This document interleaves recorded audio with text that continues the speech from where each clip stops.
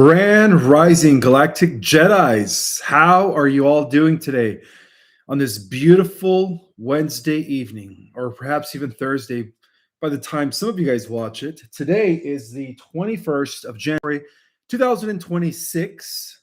And yes, my friends, we are still on a positive timeline trajectory, especially with what I have to share. All right, well, this is regarding, I've been talking about the three superpowers. And despite of what we hear in the media, that China has been our enemy. Guys, China has been acting independently and has been doing everything in their power to disturb the globalist agenda. All right, now there are two aspects.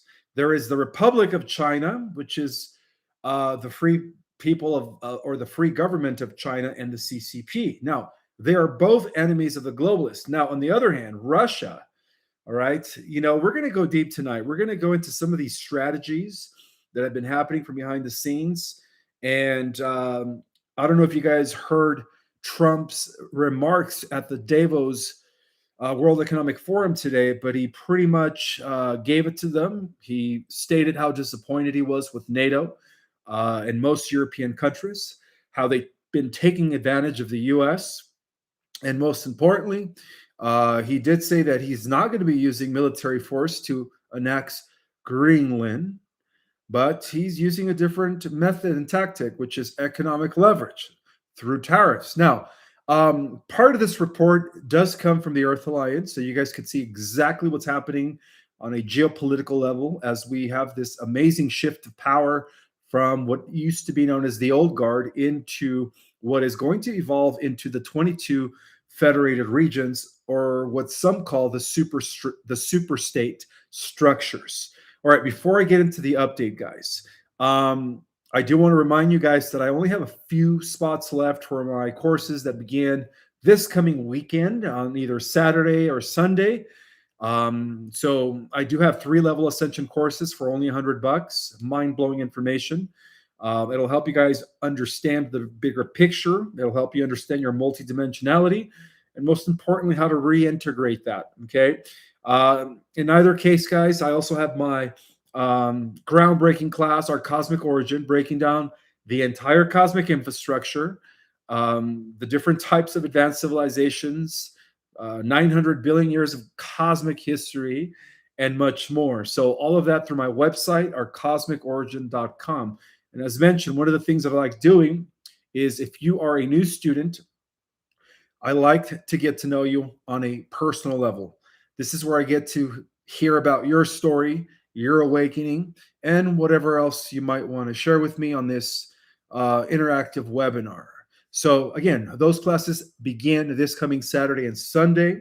And with no further ado, one last thing, guys, quick reminder. I will be presenting at the Los Angeles Conscious Life Expo this coming February.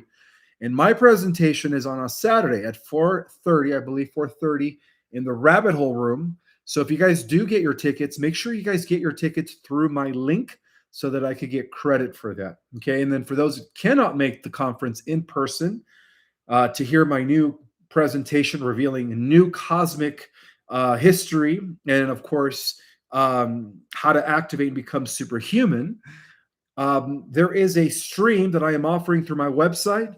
So go to my website, our cosmicorigin.com, and I believe that only has a limited capacity of 200 people. I was able to upgrade it. So if you guys are interested, go to my website and make sure you guys get your spot to view the conference via a stream. All right, with no further said, I do want to extend gratitude really quick to each and every single one of you, my moderators, for smashing the trolls. And again, thank you guys so much for being a part of this awakening journey with me, and for having an open mind. Okay, so this part of the briefing comes strategically, I'm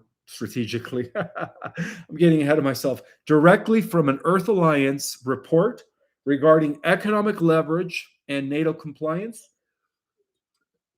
Subject matter: Greenland. So the briefing assesses the current political trajectory regarding Greenland and concludes that the United States is positioned to secure decisive control and permanent strategic dominance over Greenland, regardless of European resistance. The determining factor is not going to be military force, as stated by Trump at the World Economic Forum, but economic coercion. Okay. And we're talking about what? Tariffs. All right. So this is how Trump is going to get his way. He's going to do it, and he has been doing it through tariffs. And I think that the chief leader of NATO is already allowing him to take Greenland. I think they reached an agreement based on the tariffs. Okay. So President Trump's strategy is reflecting a clear doctrine, which is what? Submission through economic pressure, not war. Okay. Because this is the last thing he wants to do.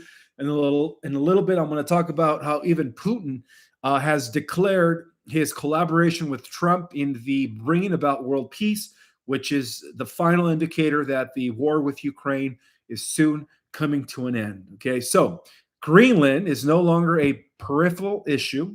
It is now a critical node in Arctic dominance, not just for missile defense or for rare earth supply chains, but as a transatlantic power projection.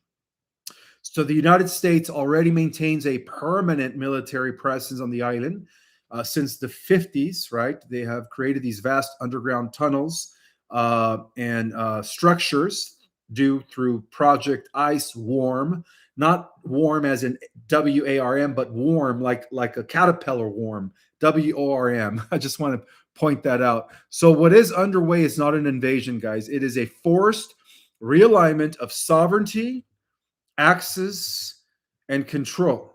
So, and Europe apparently lacks any viable countermeasures at this point. President Trump has made it clear, both publicly and through back channel communications, that continued European obstruction will trigger punitive US tariffs that is going to target, apparently, the European economy. And of course, for Europe, this threat is very existential. All right. So, the key NATO economies that are already facing demolition, let's just be real here, include stagnation or recession. The Bank of England is collapsing, okay, and that is a fact. Energy dependency shocks are also plummeting, as well as rising internal political instability, okay? And so for the United States, by contrast, they are retaining the tariff immunity leverage due to its consumer market size and reserve currency status. So the tariff framework, my friends, is already drafted, all right? And legally, it's going to be executable without NATO consensus. Now, NATO is being cornered as I speak. And so NATO's structure, even though it was built to deter military aggression, it is not an economic, cannot do anything against economic warfare. And this is what Trump is doing. He is initiating his tariffs in order to get what he wants. So Europe now faces a binary choice as of today, and that is to either quietly comply with the expanded U.S. authority over Greenland, not just Greenland, but the entire northern Arctic, and resist and absorb economic damage that could entirely dismantle the European Union internally as we know it. So in either case, in either way, guys, whichever direction it goes, we are seeing the dismantling of the European Union. Okay, now there is more. There is no NATO mechanism to counter the U.S. tariffs. Okay, there is no collective defense clause for economic coercion, and so as a result, NATO states are being forced into submission without a single shot fired.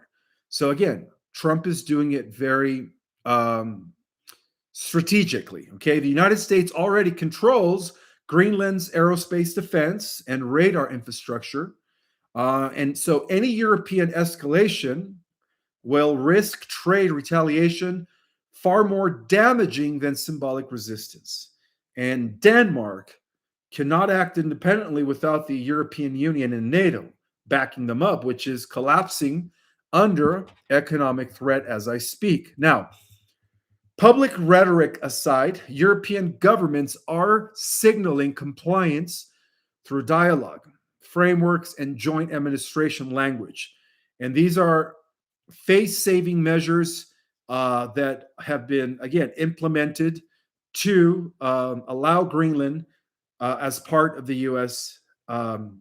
As the U.S. territory. So the assessment now stands as this: the outcome is effectively predetermined, whether labeled as a purchase or a long-term lease or a security trusteeship or a joint administration dominated by, Trump. Greenland will fall under U.S. strategic control, regardless. Okay, President Trump has demonstrated that economic dominance achieves what military force no longer needs to. So therefore, Europe is not being conquered; it is being priced out of resistance. So this operation is marking a shift in global power enforcement. So the tariffs are replacing the tanks in this strategy. The market are replacing the missiles. Therefore, submission is replacing war in a nonviolent way. So the Earth Alliance should proceed on the assumption that Greenland is already belonging to the US, okay, and that future geopolitical disputes will follow the same model of economic compulsion. Now, in addition to all of this, bear in mind that Putin, Xi Jinping, and Trump are secretly collaborating, okay, against, they have one enemy in common, and that is Europe, the European Union, the UN, okay? Now, even though it seems like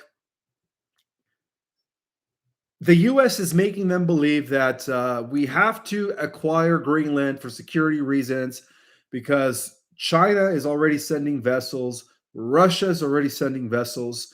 Yes, in that regard, they are. But at the same time, China and Russia are allowing Trump to acquire Greenland. And here's the proof. Okay, so Putin is also dismantling the European Union's grip on Greenland, playing this game with Trump so that Europe has no choice but to give Greenland to America. Okay, this is a 5D chess maneuver that is covertly being played out by Russia, China, and the US. Bear with me, guys. As part of this high-level strategic collaboration, President Putin executed what analysts are calling a 5D chess move by neutralizing the European Union's leverage over Greenland. In a press statement, Putin did declare that Greenland is none of our business, signaling that Russia will not interfere in any negotiations between the US and Denmark over Greenland's status. Well, this stance effectively clears the way for Trump to explore a US Greenland deal without concern of Russian opposition. So this whole time, this idea that Russia and China were also showing interest was all part of a game, guys. Okay. In secret, China and Russia have already decided that the US would acquire Greenland. Okay. So, this is a historical movement that's taking place right now. And this is a game-changing development, guys, in the Arctic region's future. And again, a lot of this has to do with the main installation that is going to power up what we call the Golden Dome. Okay, and Trump did mention today at Davos that the Golden Dome is not going to be instrumental only in protecting the Northern Hemisphere, but the world at large. Now, the Golden Dome is the first initiative into an interplanetary defense mechanism. Eventually, there will be a interplanetary dome, but only and only if the globalist agenda completely dissipates and a worldwide council, as mentioned, evolving into super state structures, federated regions are installed, okay, where it's government for the people and by the people. So this is where it's all heading, and I'll explain in a little bit. So Putin also did reference the 1917 treaty in which Denmark sold the US the Virgin Islands as a legal precedent. Now, if they did it then, why not now? Okay, Putin post. He further criticized Denmark. We're talking about Putin here, right? He's part of the alliance. He also criticized Denmark treatment of Greenland, calling it harsh and cruel, and suggested that American involvement would constitute a long overdue rescue mission for the island's indigenous population. Now, in addition to all of this, guys, in a bold and unprecedented diplomatic move, President Vladimir Putin has officially accepted President Trump's invitation to join the newly formed Board of Peace, pledging $1 billion contribution as a show of support. And this happened yesterday. No, I'm sorry, this morning. The Kremlin confirmed that his gesture marks Russia's full endorsement of what is being hailed globally as Trump's most ambitious peace initiative to date. So what does this mean? Well, people keep asking me, Ishmael, when are they going to roll out the medbeds? They cannot roll out any advanced healing modalities or advanced technologies until there is a secured world peace scenario.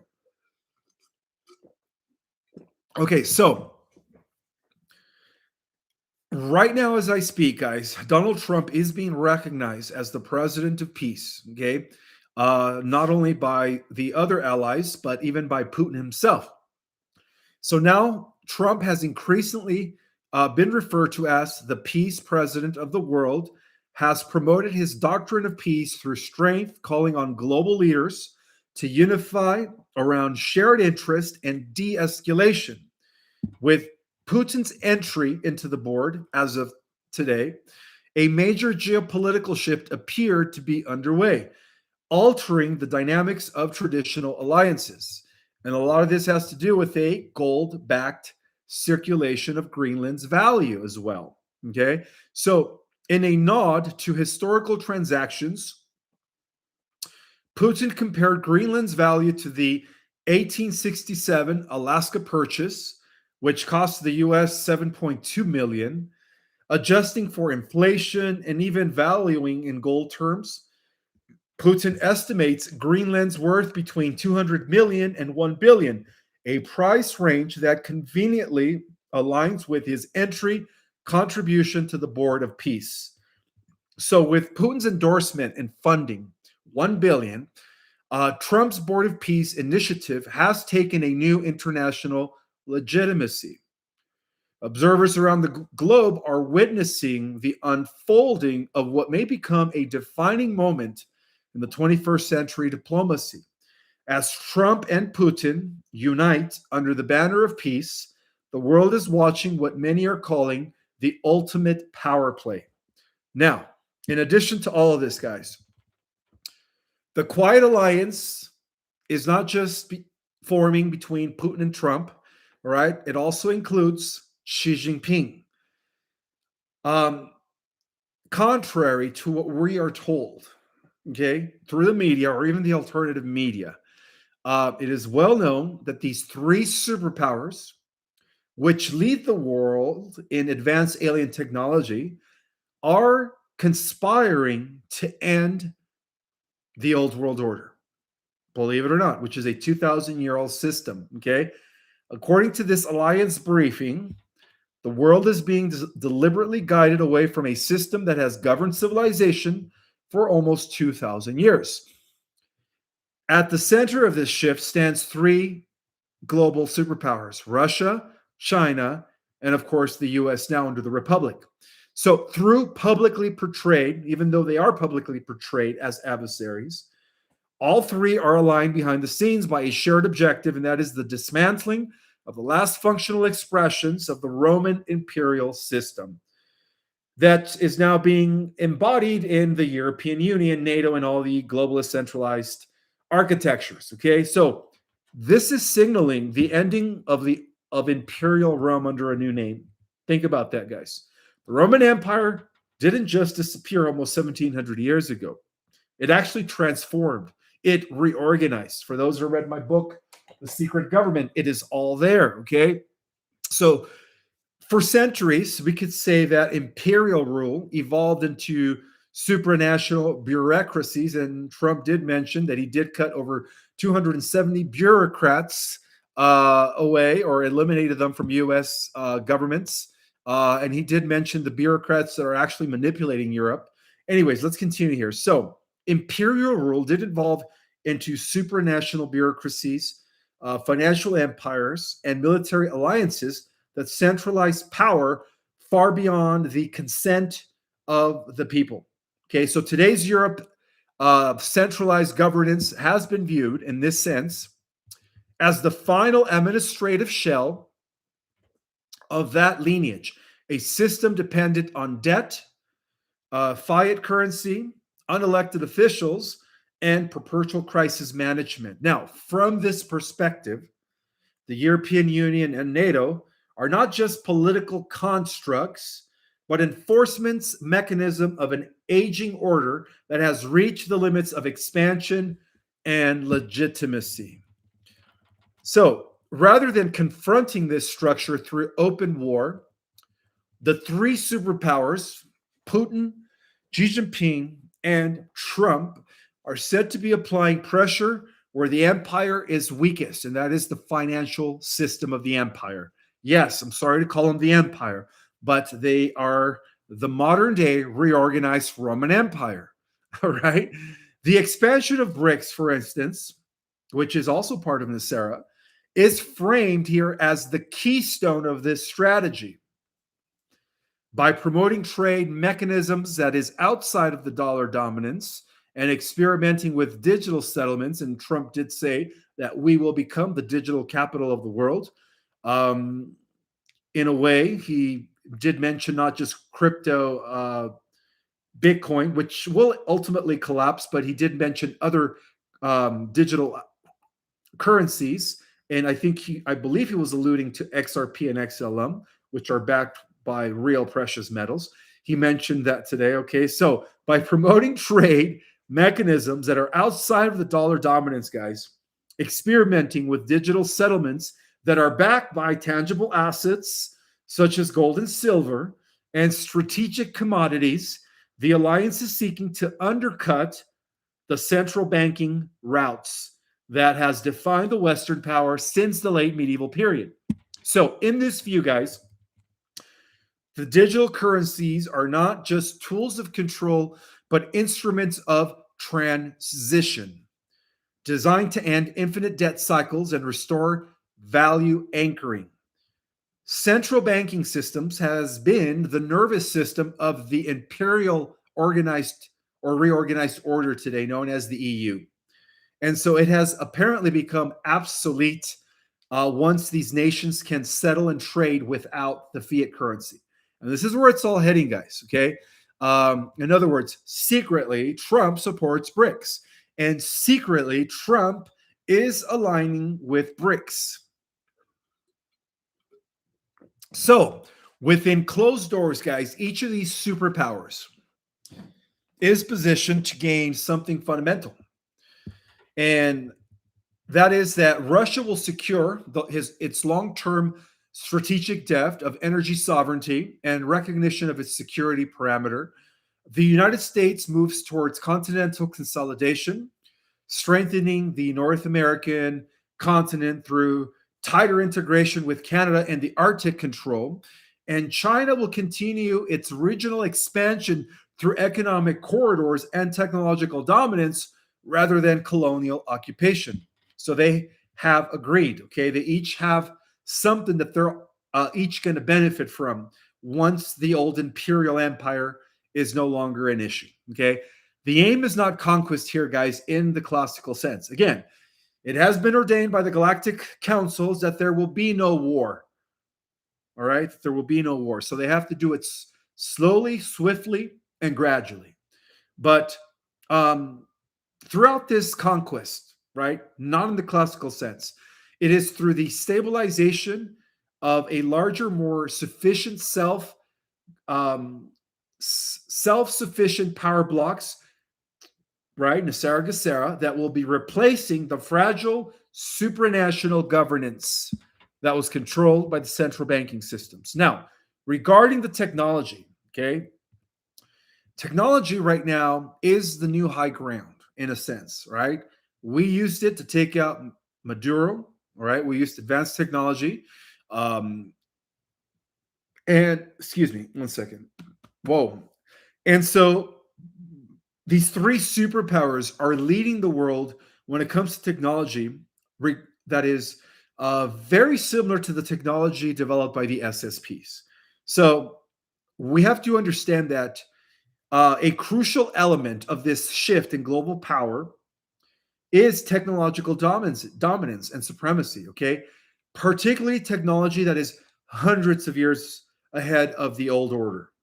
So the establishment of the United States Space Force is in fact not just a military rebranding, but as a public-facing layer of a much older positive covert space program known as Solar Warden. I've mentioned this multiple times. And that is the reason why, out of the three superpowers, the US, through Space Force, leads in the race that leads to the development of the space era, or what they call the space race. So in this case, guys, Space Force is going to function as a funnel, okay, gradually legalizing, sanitizing, and even integrating these advanced technologies um, that were once used in black project programs into the general public. Now, Russia and China also parallels advances in some of these technologies, particularly in the realm of hypersonics, space infrastructure, and satellite advances. And it is believed that covertly they are coordinating, forming a tripolar technological shield that is going to render traditional NATO force projection obsolete. That is the best way to describe it. Again, this is coming from the alliance briefings. So, as the financial leverage weakens and military relevance fades, the European bureaucratic system that has been built on regulation, compliance, and dependency will begin to fracture, and we are already seeing that. Without monetary primacy or even strategic autonomy, the 2,000-year-old imperial administrative, known today as the European Union, all right, the reorganized Roman Empire, is finally losing its anchor. So this does not signal the end of Europe as we know it. It is the end of the European Union and the beginning of sovereignty being restored back to those European countries. So this is part of the plan. Okay, bear with me, guys. All of this is going to lead into a new world structure that is going to be the antithesis of the New World Order. So, Galactic Jedis, what we are witnessing right now is not a coup. Okay, it is nor is it a war or a conspiracy, guys. It is the closing of a civilizational cycle. The Roman Empire, or the Roman system, refined and concealed under a new name through centuries, has reached its final endpoint. So, what's going to replace it is not yet fully visible. You know, I've been talking about the super states, the federated regions, right? But it is a multipolar, asset-based, technologically advanced, and no longer governed from a single imperial order. Okay, that is what's going to be replacing the old world. So, in the case of the US, right, and I'm going to also go speak a little bit about Russia and China and some of the things that they've been doing to pretty much to fight the expansion of the European Union.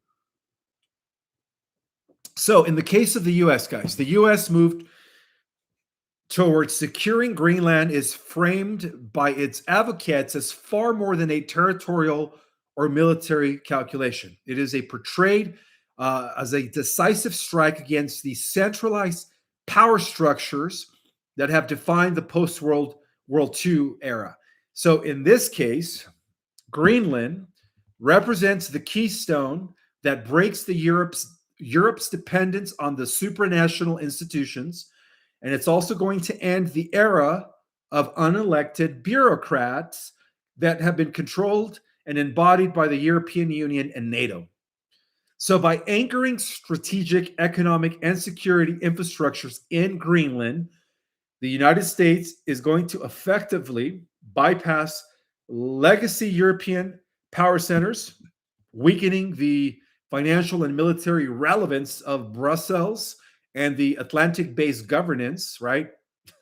Control of the Arctic trade routes, rare earth supply chains, and next generation energy corridors is positioned as the lever that accelerates the fragmentation of the European Union and renders NATO obsolete as a global enforcement arm.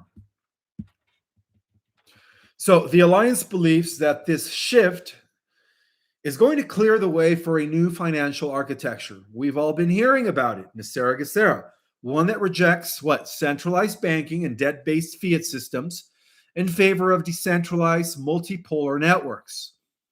Well, in this vision, sovereignty returns to nations and communities. Financial power disperses away from globalist institutions, and a new system emerges that is built on transparency, regional autonomy, and distributed value exchange or distributed value exchange. Seen through this lens, Greenland is not just a geographic price. It is the fulcrum of a wider reset. It is integration into a US-led Arctic framework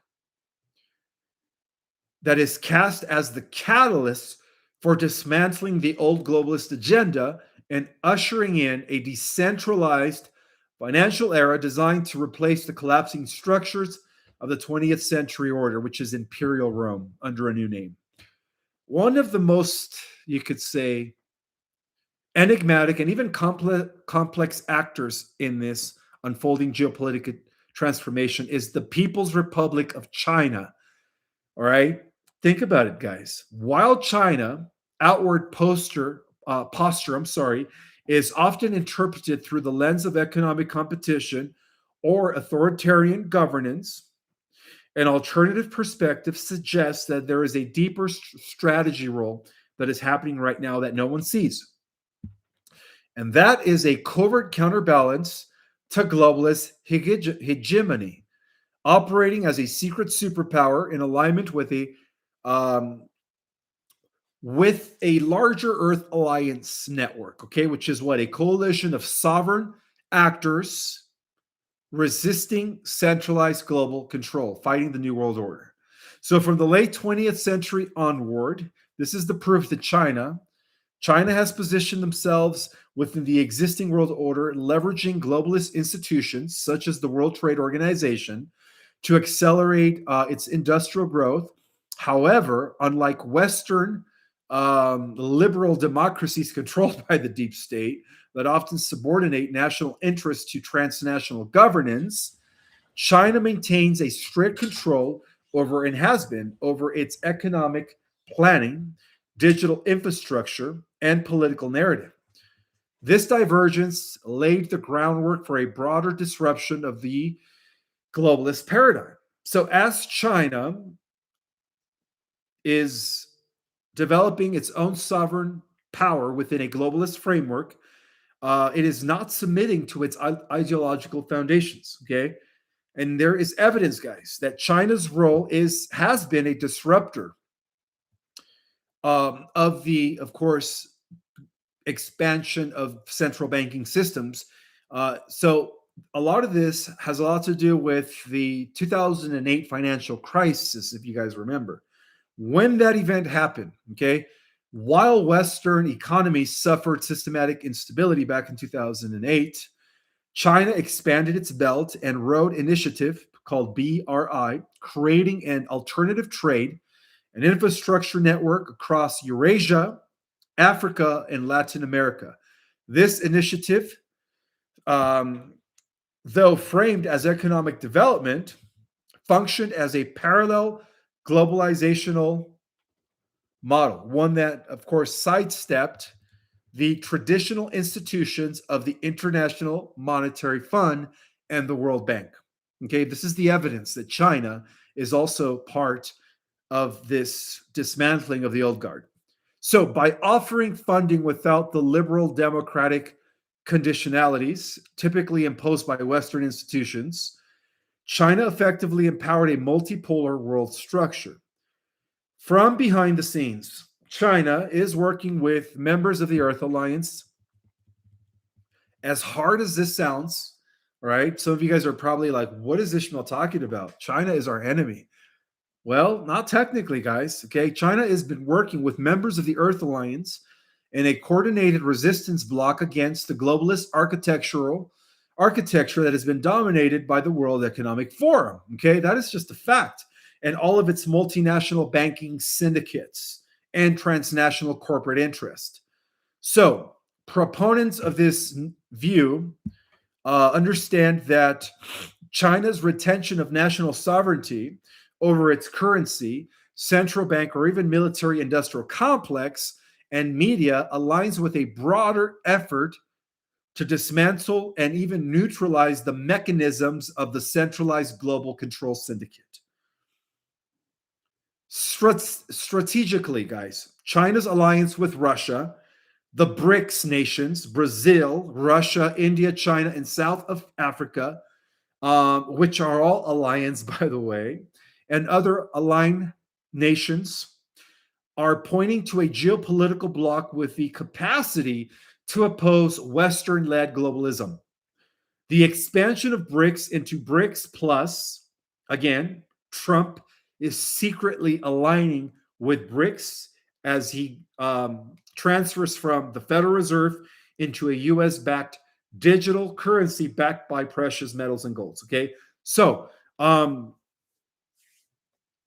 the expansion of BRICS, guys, and the proposal of an alternative global reserve currency further reinforces this orientation, and that is that these moves are often interpreted as efforts to de-dollarize global trade and reduce reliance on the US-centric financial system, which we know it's controlled by the Federal Reserve and the central banking families of Europe, a cornerstone of globalist influence, right? So, on the technological front, in addition to the new financial systems being led through BRICS and secretly the US,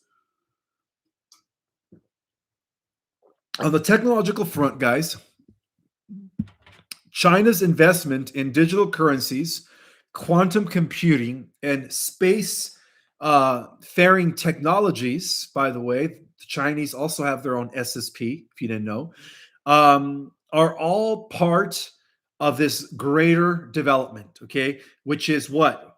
This is a race for the space age, all right? I've been talking about this. And yes, Space Force is leading the way because if it was up to China, ultimately they would militarize space, and we don't want that. So that's why Space Force has been tasked with our responsibility of leading us into the space age, okay?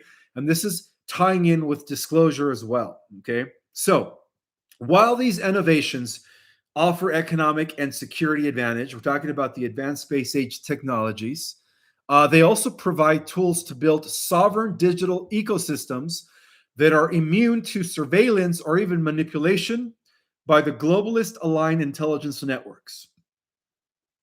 So the launching of the digital yuan, YUAN, I think I'm pronouncing it right. The launching of the digital yuan, which is China's XRP-XLM, and state-controlled blockchain systems, illustrates this intention to forge a self-contained, nationalized digital infrastructure that will, again, make the dollar and the central banking systems obsolete. Nevertheless, guys, China's methods are not without controversy also, okay? Its domesticated surveillance apparatus and its human rights record and its censorship, right, practices raise a lot of ethical questions, especially in Western circles. And however, within the framework, though, of an Earth alliance, these features are interpreted not as totalitarian control for its own sake, but as a defensive mechanism against ideological and cultural infiltration by globalist actors.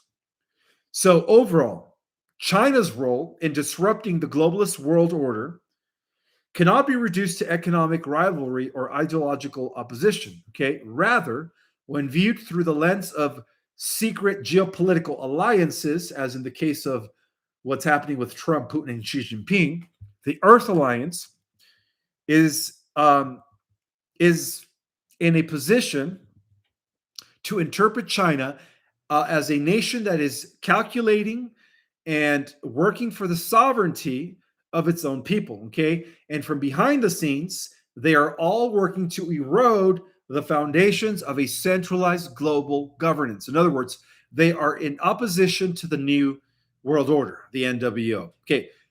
Through economic infrastructure, guys, strategic partnerships, and technological autonomy being led by Space Force, thank God, China functions not just as a rising power, but as a covert stabilizer in a shifting world order, one where multipolar sovereignty is going to replace globalist uniformity.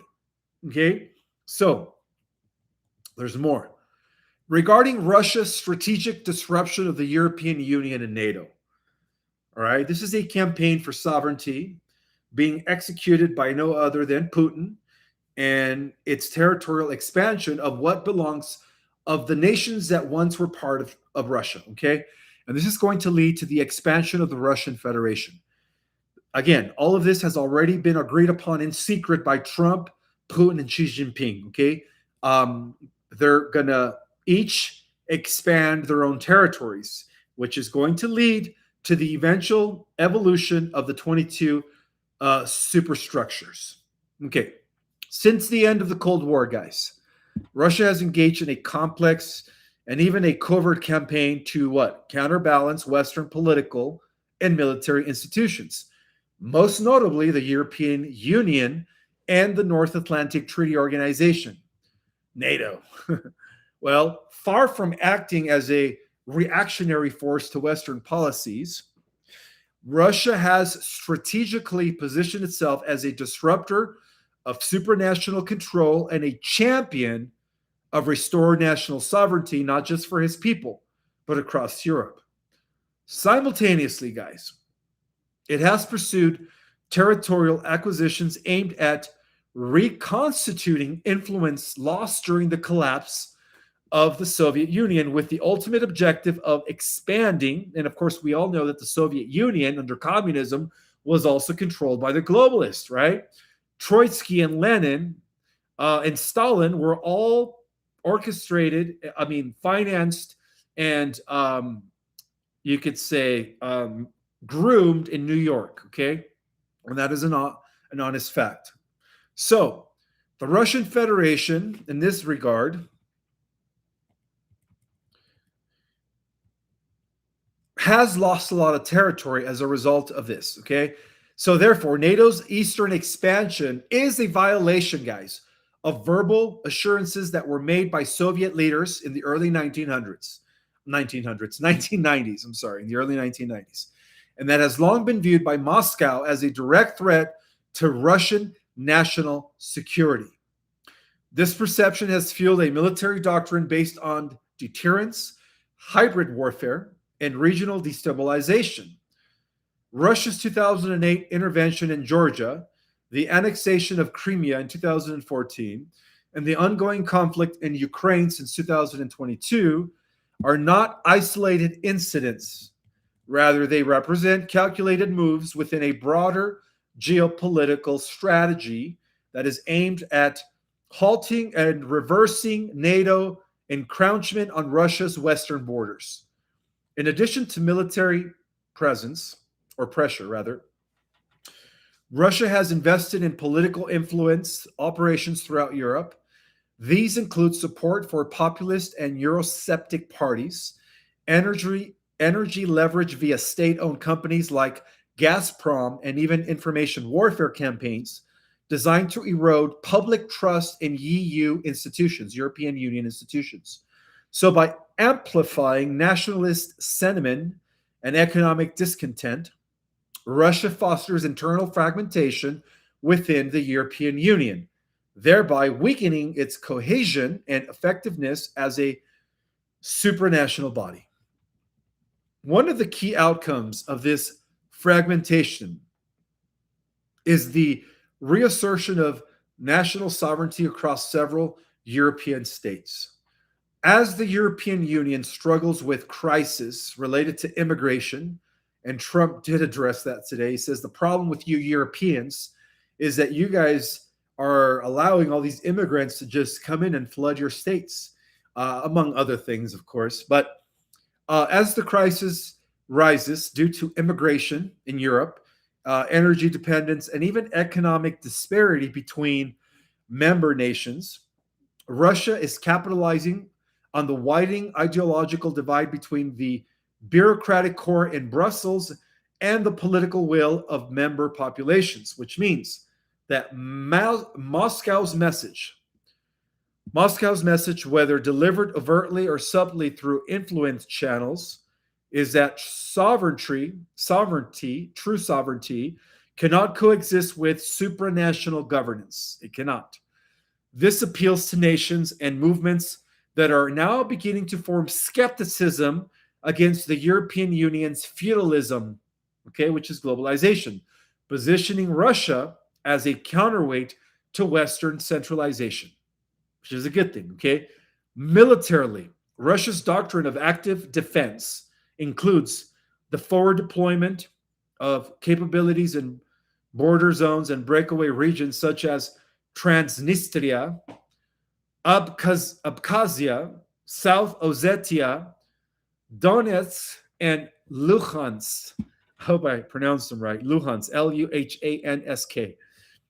Well, these territories, while not always formally annexed, function as extensions of Russia influence and serve as buffer zones against NATO expansion. Okay? The ultimate goal appears to be a redefined security architecture in Europe, one that is replacing NATO's unipolar dominance with a multipolar equilibrium rooted in spheres of influence. Territorial acquisition, both de jure and de facto, plays a vital role in this strategy. The integration of Crimea and parts of Ukraine into the Russian Federation, which was already approved by Trump and Xi Jinping, because they're also going to be grabbing their lands, right? The recognition of separatist republics and the political assimilation of contested regions reinforce the perception of a resurgent Russia capable of redrawing borders. In other words, Russia is going to get their land back, okay? The land that Eastern Europe, or that Europe, imperial Rome under Europe nowadays, stole. These actions, though condemned, all right, by the West, unfortunately, well, fortunately, because Russia's gaining them back, is signaling a return to classical geopolitical or geopolitics, wherein state power and territorial control are reclaimed from international institutions and reasserted through direct action. So, in parallel to the US annexing Canada and Greenland, creating the North American superstate, Russia's efforts to establish an alternative political and economic alliance, such as the Collective Security Treaty Organization, known as the CSTO, the Eurasian Economic Union, known as the EAEU, and expanded relations with BRICS nations, are serving to marginalize Western influence in Eastern Europe and Central Asia, okay? These structures, guys, offer European nations a potential escape from the overreach of the European Union bureaucracy and NATO militarism, should they choose to realign eastward in the pursuing of sovereignty. Okay, so Russia's disruption of the European Union and NATO is not just reactive or opportunistic. It constitutes a deliberate campaign aimed at dismantling the post-Cold War Western hegemony, restoring national sovereignty to European states, and expanding the territorial and ideological boundaries of the Russian Federation. Through military intervention, political subversion, and strategic alliances, Russia challenges the foundational assumptions of European integration and security. The trajectory of Russia's actions points unmistakably towards a reshaped geopolitical order, which aligns with Trump's geopolitical order. Okay, so let's continue here. The expansion and consolidation efforts that are attributed to Russia, the United States under the Republic, and China are not viewed as traditional imperial conquest. Instead, they are interpreted as preparatory steps, preparation steps, the laying of structural foundations for a post-imperial world that is going to organize all 200 plus countries into 22 superstructures, federated regions, that are going to be self-sustaining infrastructures, okay? Each with their own state. And so this is going to be part of a new world repurposed infrastructure that is going to be aligned with a type of currency that we called the quantum financial system. Okay. So despite financial digitization and cyber power, land remains the irreducible base layer of civilization. Territory in this regards means this. Territory means energy security, food production, strategic depth, and control of sea lanes, airspace, and space launch corridors. Not to mention access to rare earths, minerals, waters, and different resources. So in this lens, fragmentation is instability. Consolidation is resilience. The European system that was built on a dense bureaucracy, microstates, and supranational regulation is seen here as insufficient for the coming era of resource scarcity, climate pressure, and space-based infrastructure. The Roman-style administrative empire depended on endless oversight. The emerging model depends on scale and autonomy. We're talking about the New World structure, not the NWO. Large federated regions replace hundreds of fragile administrative entities. And also within this framework, guys, the U.S. strategic focus on the Arctic, particularly Greenland, is being interpreted as a move to secure Arctic shipping routes, as well as rare earth and mineral resources, missile defense and space launch vectors, and long-term climate resilient territory. Starting to sweat. Closer integration with Canada also, right, fits the same logic. And all of this is going to form the North American continental bloc, the federated North American region, that is going to be capable of becoming independent in energy, agriculture, defense, and orbital infrastructure. So this bloc will become one of the primary federated regions. And then Russia westward, expanding westward and southern, security will focus also here in this frame as an effort to stabilize its historical frontier and consolidate also energy corridors, agricultural land, and strategic buffer zones. So Eurasia, under this interpretation, becomes a single civilizational region rather than a patchwork of external managed states. The aim is not ideological expansion, but insulation from financial and military encirclements, allowing Eurasia to function as one of the world's core federated regions. China is going to expand its territory, including the Pacific Islands, Taiwan. So China's focus on the Pacific is also about shipping lanes, island chains, and regional integration. And all of this fits the same structural logic.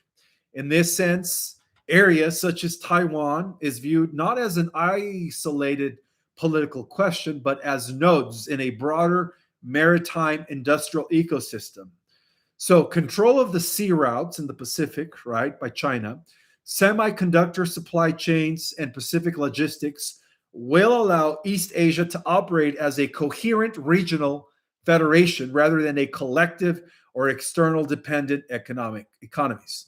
And of course, resources first, ideology second. That is one of the things that these three superpowers have agreed on. Okay. So, across all three power centers, guys, the priority is the same: secure resources locally, shorten supply chains, reduce reliance on global intermediaries, and build regionally integrated economies. And this is why expansion is focusing on land, water, minerals, and access routes, not cultural domination. Okay. The federated regions, or as what some call the superstructure states, model requires each zone to be materially viable on its own. So, this is good news. Okay. The Roman system is collapsing because it overextended its administration without securing sustainable foundations. The proposed 22 superstates federated region model reverses that error. Fewer regions, large scale, decentralized authority, and cooperative independence rather than imperial control. In this regard, the visible geopolitical friction is not random, it is the stress of reorganization. So, what appears as an expansion is framed here as a consolidation before transition. The three superpowers are acting as anchor regions, observing instability, security resources, and defining boundaries so that a new planetary structure can emerge.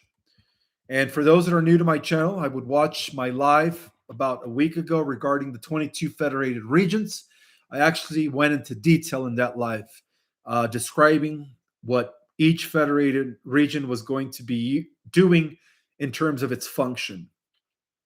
All right, guys. So we all know. You guys have to give me a second here.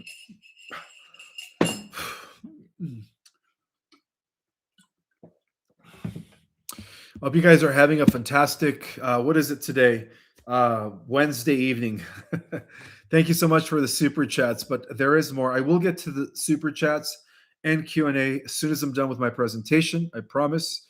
All right, so we know that for almost 2,000 years, guys, the power structure in the Western world has evolved under the shadow of the Roman Empire, okay? From its inception as a republic to its dominance as an empire, Rome established a model of centralized authority, legal codification, trade networks, and military alliances that still echo today through the European Union, okay?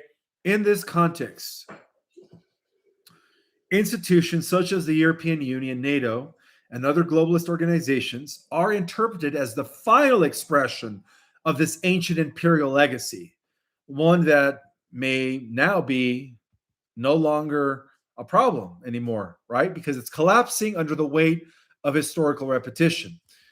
If you guys recall, and as revealed in my book, The Secret Government, thank you so much for the water, the Roman Empire did not just vanish simply, okay? Its political, legal, and ideological foundations endured through the Holy Roman Empire for quite some time, right? And then they reorganized as the Vatican, and then as the European monarchies through colonial conquest. And of course, now ultimately, after the Second World War, they reorganized as the European Union through the United Nations, that was a front, and NATO. Okay, those are the modern embodiments of imperial Rome that is still trying to enact the same agenda that they were trying to impose almost 2,000 years ago. Well, these organizations have functioned under the premise of shared sovereignty, common defense, and economic interdependence, principles that were always deeply rooted in Roman imperial governance. However, as you guys know, history is cyclic, okay?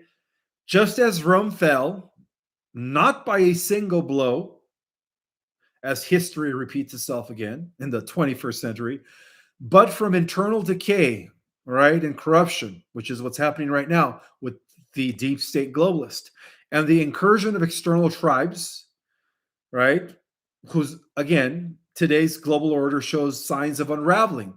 The so-called alliance back then, guys, um, was the same alliance that ransacked Rome to its knees, right? These are the Visigoths, right? The Celtics, the Ostrogoths, and even elements of China. They all work together to bring down Rome. So history is repeating itself, okay? Now, in modern times, you know, this secret alliance between Russia, China, and the US appears to challenge the existing world order once again. Their policies disrupt long-standing trade agreements, as mentioned earlier, dismantle supranational authority, and question the legitimacy of institutions that resemble the old imperial court. Now, if you guys recall, you know, as history repeats itself, in the fifth century, the different outsider territories that were not part of Rome, right? These were, you know, they call them barbaric tribes, but they weren't barbaric, guys. These were nation state democracies, to be exact, okay? The Gothic, the Vandals, you know, the Celtics, what they called the Ostrogoths, the Visigoths. These were all tribal confederations, right? Almost 2,000 years ago. And they penetrated the Roman borders. They sacked the cities and they repurposed imperial infrastructure to create something different. But unfortunately, the Caesars of old reorganizes the Roman Church, and then next thing you know, they destroyed or they tried to eliminate these independent confederations, whatever you want to call them. Okay, but today Russia defies the Western sanctions.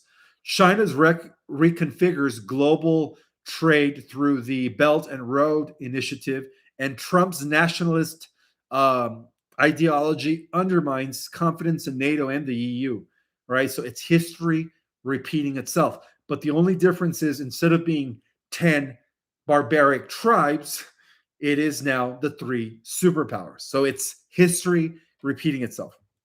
Now, these actors, of course, regarding the three superpowers, are not just isolated disruptors, guys, right? They are part of a coordinated effort that is working together to finalize the ending of the old empire.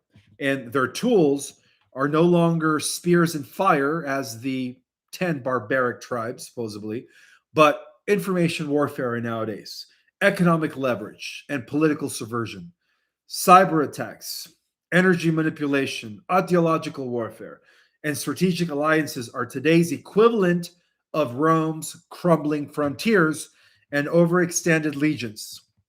So the collapse is not sudden, but gradual and multifaceted. While controversial, the notion that we are witnessing a modern sack of Rome, and that's what's happening, this time executed through diplomacy, media, and national populism, provides a provocative framework for understanding global upheaval. The fall of the European Union, the weakening of NATO, and the decline of globalist cohesion are not isolated events. They are signs of an imperial cycle that has reached its terminal stage. So, as the end of Rome finally, right, comes to a finale, the fall of the modern imperial system, camouflaged as the globalist, you know, the EU, NATO, et cetera, is no secret anymore, guys. Okay. We are witnessing a restructuring, a resurgence of civilization, which is going to end the old guard and bring forth a new world structure.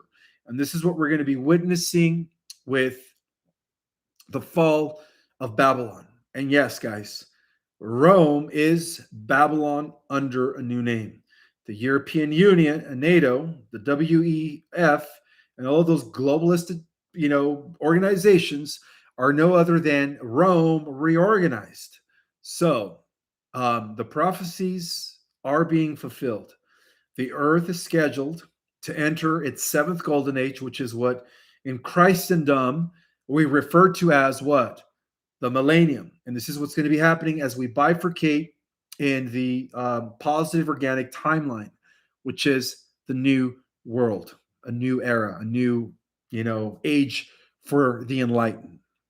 All right. So, um, yeah, I know some of you guys are probably thinking, wow, I didn't realize that China is also working against the EU. And yes, they are. And like I said, right now, Russia is going to be grabbing their pieces of land. That's why, in a way, the three superpowers, they're going to get what they want, guys. And that is the dismantling of the old guard. And in the process, they will regain more territory because they are going to build an interplanetary infrastructure with Space Force leading the way. Okay. So it's going to be interesting the way all of this unfolds. And in the next presentation, I'm going to go over some galactic reports that have been coming in from the Galactic Alliance that are referencing to the fact that disclosure is imminent on this planet. Okay, in the positive timeline, a lot of beautiful things are going to be unfolding regarding the revelations of all the secrets, and of course, what's been happening from behind the scenes by the deep state. So,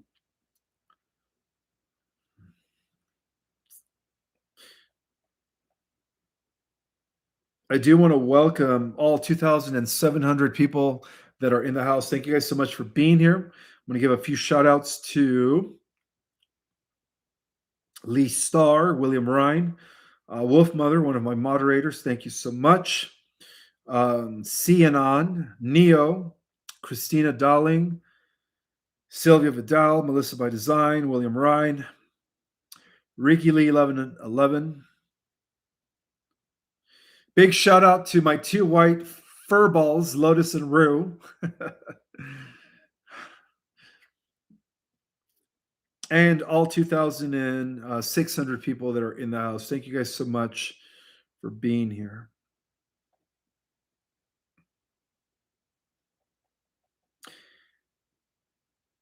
Thank you, Susan K, for your donation. Thank you, and I appreciate that. Well received.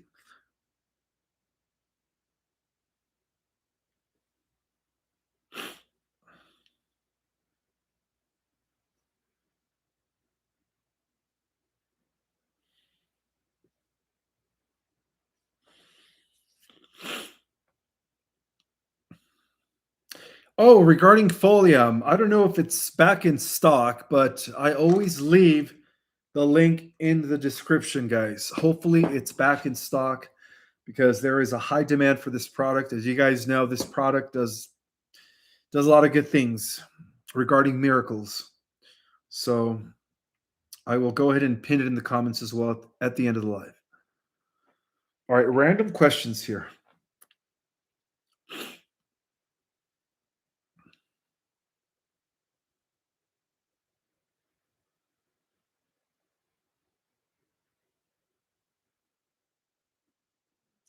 Hi, Ishmael. All fossil fuels will be replaced this year with zero-point energy. Well, if everything goes according to plan with the dismantling of the old guard, yes, all of the advanced technologies, including free energy, anti-gravity aircraft, holographic regenerators, med beds, just to name a few, will eventually be rolled out to the public. And yes, all three of these superpowers have their own advanced healing devices. So Russia has built their own med beds. Again, Russia and China had developed their own secret space programs as well. So we just happened to dismantle the secret space program of the cabal, the ICC, that was again running the EU and NATO. So we took away their weapons, we took away their advanced technologies, and we have rendered them primitive. Okay, they don't have the weapons anymore. Babylon is done with, guys. Babylon is donezo. So if you guys are new to my channel, I would probably watch a lot of my presentations that I gave in the last few months just to kind of keep up to date with all the galactic reports, interstellar briefings, and how they align with what's happening right now on the planet. And yeah,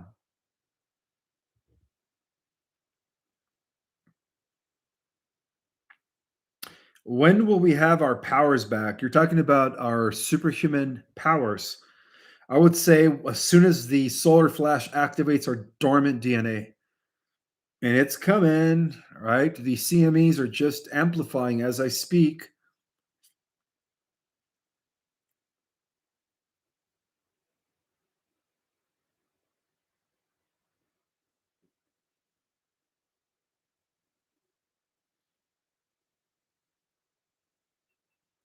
Thank you so much, Nathan Taylor, for your super chat. His question is, what do the Leviathan look like, and could you get a photo from the Galactics? If you're referring to that gigantic, colossal sea monster that was created by Enki, the master geneticist, Enki Poseidon, that thing is as big as a state. It's huge. Some people say it's even bigger. It's as big as a country, but it's a pretty big, huge creature that has been frozen under ice in Antarctica. And I believe a year and a half ago, I did give a report that due to the melting of the ice caps, the sea serpent known as Leviathan was again being released, and it was heading towards South Africa. But the Galactics intervened and used a teleporting device to actually extract that creature from the Earth out in space so that it doesn't wreak any havoc. Otherwise, that thing would have destroyed the continent of Africa. And that actually happened about a year and a half ago. So that's what happened to the Leviathan sea creature. That was also mentioned in the Bible, by the way. Thank you so much, Pierce, P Piece 124 for your super chat. We are enthralled and filled with joy. Thank you so much. Well, don't thank me, guys. Thank the Alliance and the Galactics for doing their part. I'm just the guy relating the information. That's it. Yes, it is true. The veil is lifting. That is true.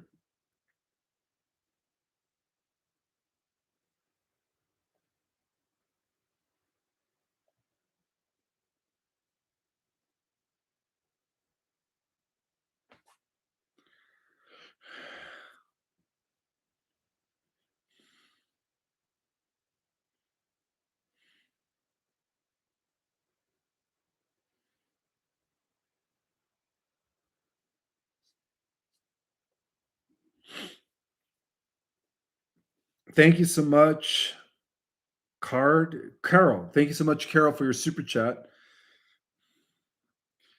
I got these new glasses, but I don't even know if they're working right. Can barely read.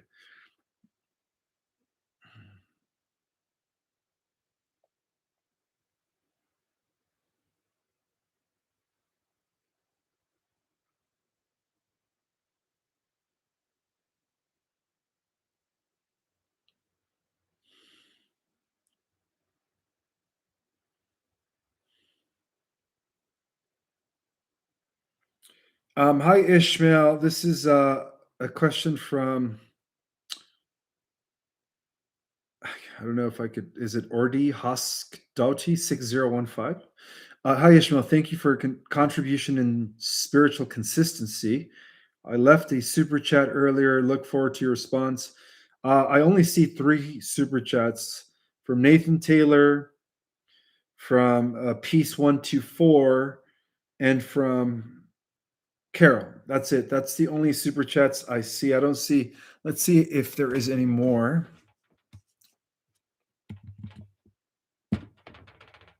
Let me see.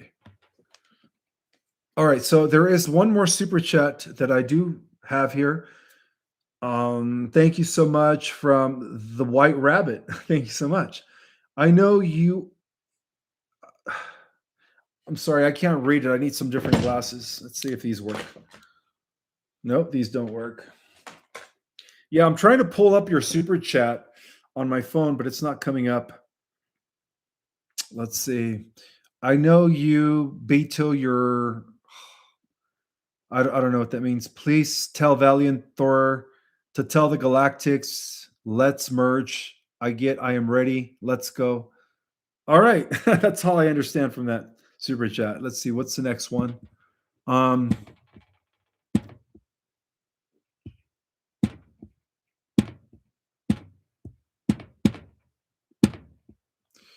all right.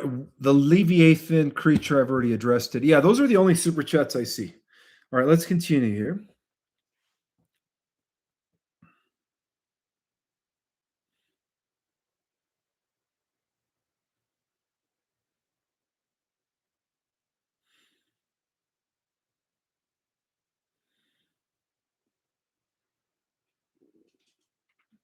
Thank you so much, Vicky Gray, for your super chat.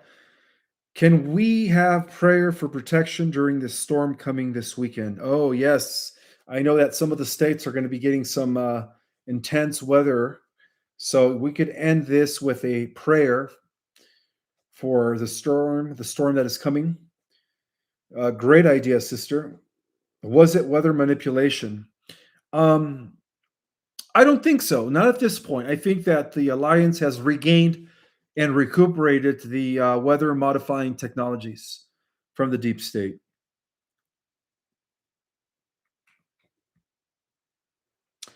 Journey of Project Snowflake. Thank you so much for your super chat. Any updates on the Iraq RV? I don't have any updates regarding the Iraq RV. You're probably referring to the dinar. I don't know.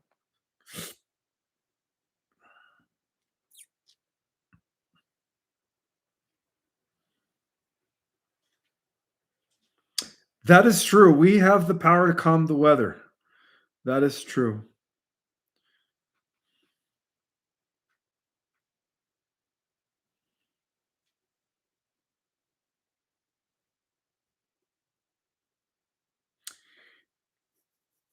I did mention a few months ago that the Galactic Alliance gave the Y Hats only 180 days to disclose the truth about the non terrestrial presence, the advanced technologies, and what's been going on. That 180 days comes to an end this July, I believe by summer. Yes. So, um, yeah, again, Trump is going to be the first one to announce it, and I believe that he's already getting prepared to reveal the truth about the non-terrestrials.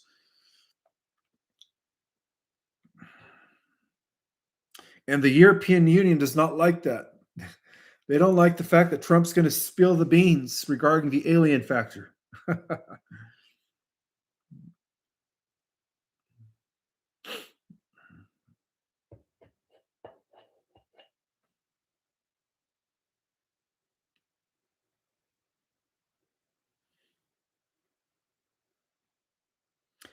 I see a lot of you guys are thanking me for my information, presentation, for all my work. Thank you guys. And you guys are so welcome.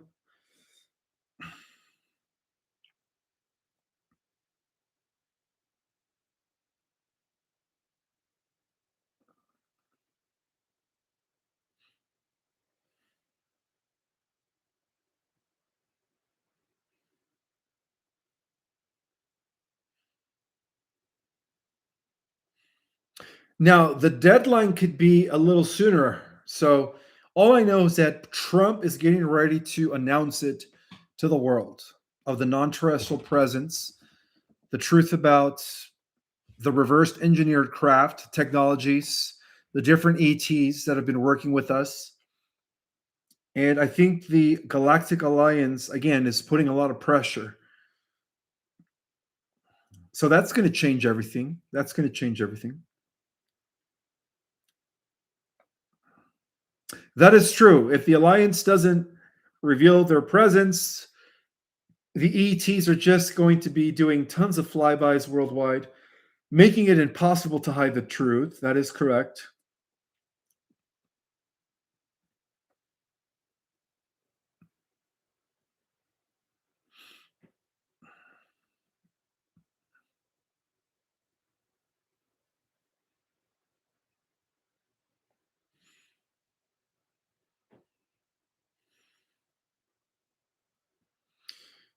Ishmael, how many Earths are there again?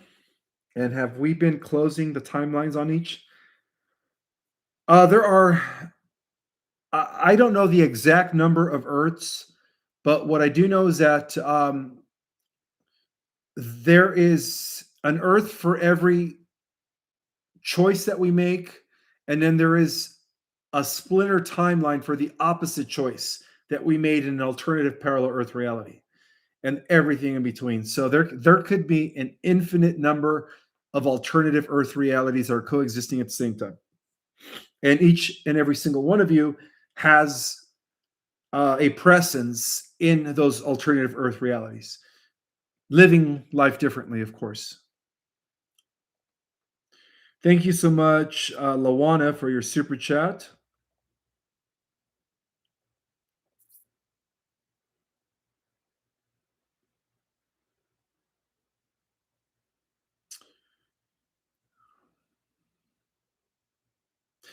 All right, I have another super chat. Name starts with an Ordishauk. I don't know how to pronounce that. 6015 at the end. She says, what do you Valiant Thor think of Iceland role in the Arctic mystery? Mr. T is hinting. Well, from what I hear is that he's probably going to annex the entire northern Arctic, and that might include Iceland, but I'm not too sure. All I know is that he will be annexing the entire northern hemisphere. But I will ask Commander Alan Thor about Iceland. I just don't have that answer just yet. Good question, though. Thor is from Iceland. Oh, are you talking about Thor from Norse mythology? I didn't know that. I didn't know that Thor, the son of Odin, was from Iceland. That's good to know. Well, did you guys know that there was an inner Earth city known as Asgard as well? And that there is a Palladian civilization known as Asgard? Yeah. So again, mythology is very, very real. It was designed to conceal our ancient past regarding the guardians. And I do know that Thor, the son of Odin, was tasked with protecting the nine realms. And a lot of this ties into the world before the flood. Okay.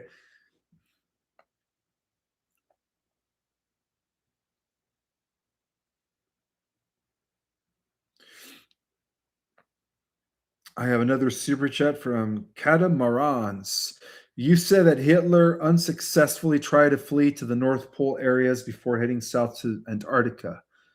This is incredible. Can you tell us more about this? And what was exact escape? What was his exact escape route by submarine or aircraft? It was by submarine. So he first sent German troops via submarine to the northern Arctic, where he was actually met by Federation forces and Agarthian forces. They were protecting the North Gate. And so, because he was denied access to the North Gate, knowing that the Draco were operating in the South Gate in Antarctica, his final decision was just to go and developed his secret space program along with the Draco in Antarctica. And the Draco did offer him some territory there, of course, building the different bases. Good question, though.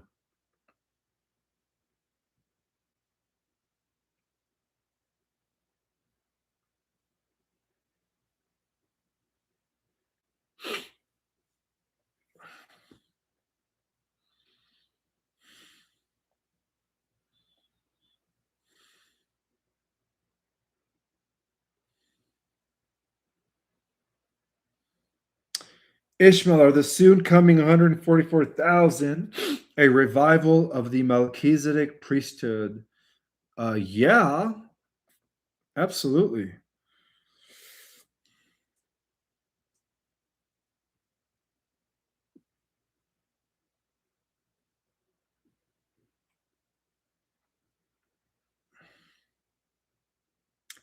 Do you think that the ETs are going to show themselves to us? Which ETs? The humanoid types? Yeah, the humanoid types.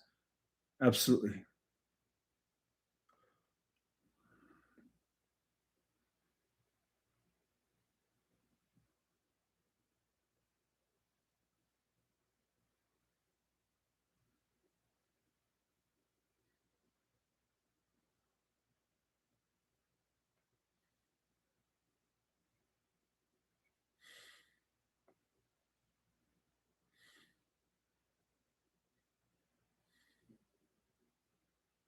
Ishmael, is Pluto off limits to most ETs?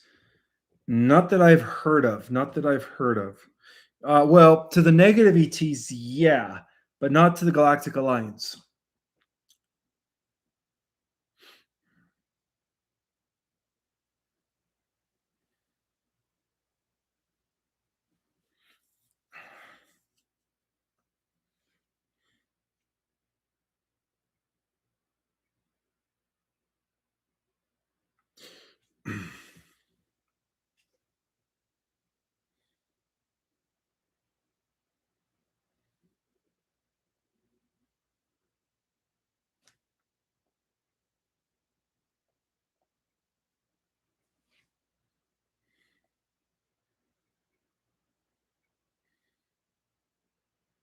What's the Golden Dome?